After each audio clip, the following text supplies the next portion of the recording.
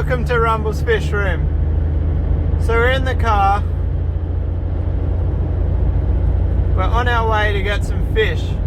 Now, I forgot to tell you guys that today's episode would include picking up fish, because I forgot to tell myself that I was picking up fish, and I also forgot to tell Quarantine that I was picking up fish. You can see why this is an issue. So, at like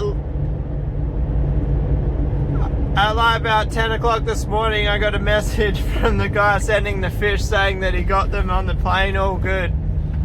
And I was like, shit. I haven't booked Quarantine. So, I don't know if any of you know how WA Quarantine works. It's basically just an inspection to see if there's any plant matter and stuff in the bags, because WA has such tight plant and folder, rules. So basically, if your bag has got plant in it, like algae or anything, we can't actually accept the fish into WA. So anyway, long story short, you're meant to book it the day before, but I rang the lady. She was fine about it. I only rang him like 2 hours before the flight landed. She knew who I was, and yeah, she was quite helpful. And they ended up inspecting it only half an hour after the flight landed, which is good. Yeah, I'll see you guys when we get there. Look where they are, guys. Mackenzie's Aviation. Let's see what we've got here. Alright guys, so I'm actually picking this up for a mate, but in doing him a favour, he's going to let me look after / borrow one of the fish in here for breeding. You guys can kind of probably guess what's in here. What have I gone crazy with lately?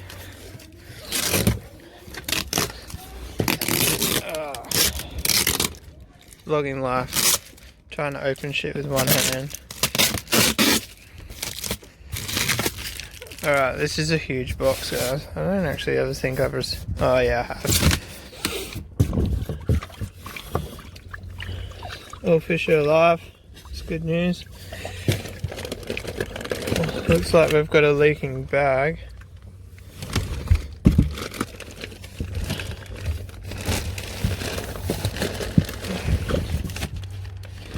I'm sorry guys, I was just trying to pay attention and not paying attention to the camera.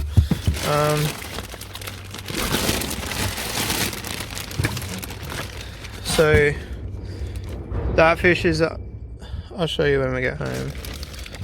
But yeah, it's pretty much 2 flower horns and a dap. So that's for my mate's display tank, and I'm going to try breed one of these with Charles. I don't know which one, we've got to work that out yet. But I kind of, we stuck that out like that. Should be right, get a bit more upright. Alright, so we're home guys. I just want to show you guys something. Check out my new shirt. Is that, yeah, you can see that good. So huge shout out to a website and a Facebook, I'm going to shut that, called Find Your Nemo. I'm not sure if it's findyournemo.com. If you search them on Facebook, it's Find You Are Nemo. I'll try to drop a link in the description, I'll probably forget. They did cost me, they ended up costing me about 30 each, I think, shipped here, 30 Australian. I got 3 shirts. So let's get these fish into tanks.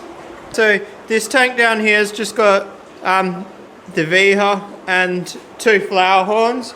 I think I'm going to set this tank up with all 3 of those guys.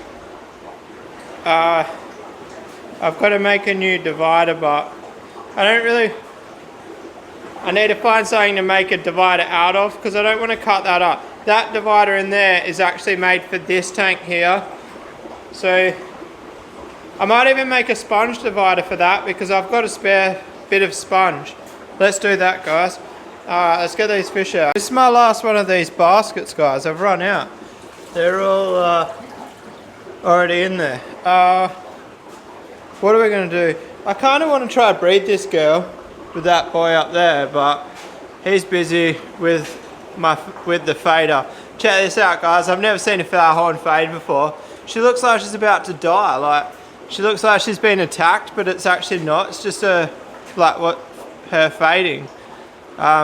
New thing for me. But yeah, what was I saying? Oh yeah. So now we've got to. I got decisions to make. I'm thinking about putting the Viha in the pond, like just see if it gets killed.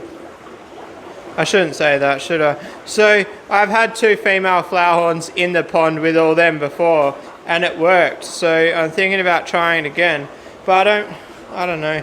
I don't want to do it with that girl because I really want to try to breed that girl. Look, she's trying to clean the bottom. You can't lay there. You can't lay there. There's not enough room. Alright guys, so we're just waiting for the bags to get to temperature. In the meantime, I got so sidetracked. So this tank here was getting that on the top, like the oil slick, but way worse. So I knew this when I set this up. So the flow comes through here and goes out the sponge that way, but this divider doesn't have any holes in it, so that means that corner of that tank doesn't get any flow. Now I haven't lost this fish in there, but she is growing slower, so I definitely suspect that she's not as healthy. So what I ended up doing is I had a double sponge here. I just split it in 2. It's hanging because I don't have a spare tap to adjust like all the ones running off it. I need to buy some more taps. But so we pulled one off there. That tank doesn't really even need a sponge in it. It's just well, actually that sponge was the previous filtration before I set up like that big sponge in there and these airlifts, and the plan was once that cycled I would take these out. But I've changed my mind, guys. The tanks with these airlifts, I'm going to run single sponges to keep the water moving, because like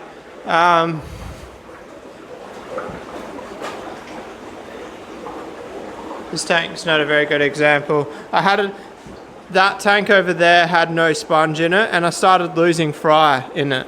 So I think even though the filtration is circling around the tanks, it's got like these massive sponges for filtration. I think they still need movement, so I could just put air stones in them, but why when I can put sponge filters in, you know what I mean? Gives the fry something to feed off as well. They graze on it and shit. Alright, let's put these fish in. Alright, so first one up is the Datnoid. These bags are huge. I don't know if I've ever actually seen a fish bag this big before. Wow, the elastic bands have actually stained the bags. I said elastic bags. The elastic bands. I always just love watching my fish when I go down like this. I see the bottom tanks. You guys can't see what I'm looking at, but I can. My fish have practically stopped breeding. Like my Africans. I think I'm going to go back to using complete New Life Spectrum food, because I haven't changed anything but their diet. I can see like one marble peacock holding. Normally, oh no.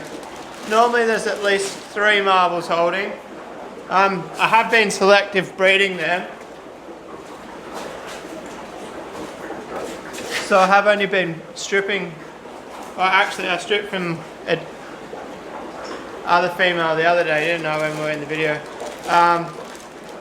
Predominantly stripping from one female. Actually, my females are colouring up, guys, even the marbles, the female's going blue.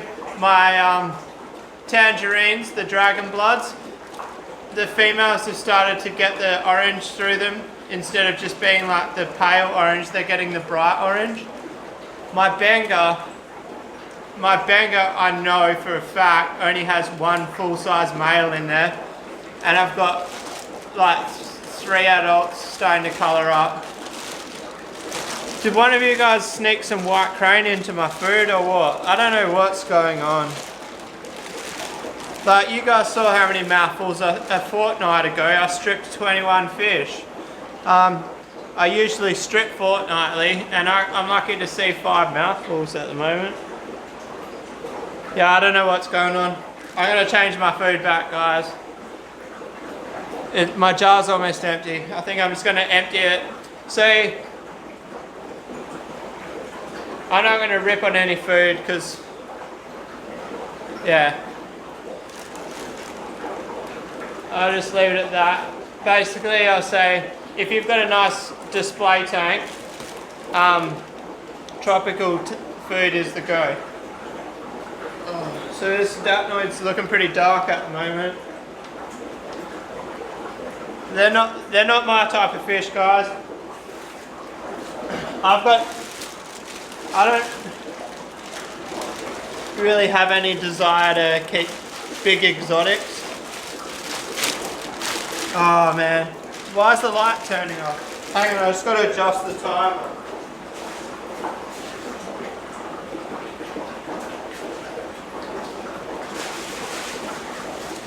For some reason I have the timer turned down. Alright, so then the flower horns. The only problem with this is I haven't actually made the divider yet. It's just a minor detail. So one thing someone said to me is how many flower horns I've been buying and how come there's never new Africans coming into the room. Now, I just want to quickly say, it's not that I don't have many Africans. You guys have seen my room is like 90% Africans. It's the fact that I'm happy with my breeding stock of Africans. I think that's what excites me about flower horns, is something new. But look at that. It does actually look pretty cool. But yeah, I don't know if I'd get one. So it's not that I am not liking my Africans or I want to get rid of any. It's just the fact that I've got so many already, and like I've built my breeding stock of Africans over the last like 5 years, or actually I'd say 3 years, since I don't think there's any fish in here that I've had for more than 3 years. I'm really happy with my African stock. For me to buy more Africans now, I kind of have to trade. I can't fit more in. I can't even really fit more flower horns in, but here we are fitting more flower horns in. I don't think I'll leave them together. It'd be too risky. Let's go make that divider. Alright guys, so the fish are in the tanks. I really need to get something good on this to clean it. When those were like splashing over the side and it's ruined the whole side of this tank, but it just needs a good clean. So there's 2 flower horns there. We've got the Datnoid here. He's a pretty big fish, guys. I don't know what colour he's going to go once he chills out, but I actually don't mind him. The reason I didn't like Datnoids is because they're a plain silver fish, but that's not silver, that's got some colour to it. Alright, sweet. Alright guys, I'm going to wrap today's video up there. I'm actually re-recording the outro because as I was editing, I realized that I had my hand over the camera again. You guys have seen that before. So yeah, I hope you enjoyed the video. Bit of a ramble about fish again. I seem to be good at rambling, but you guys watch it, so it can't be all that bad. I'll see you tomorrow. Peace out.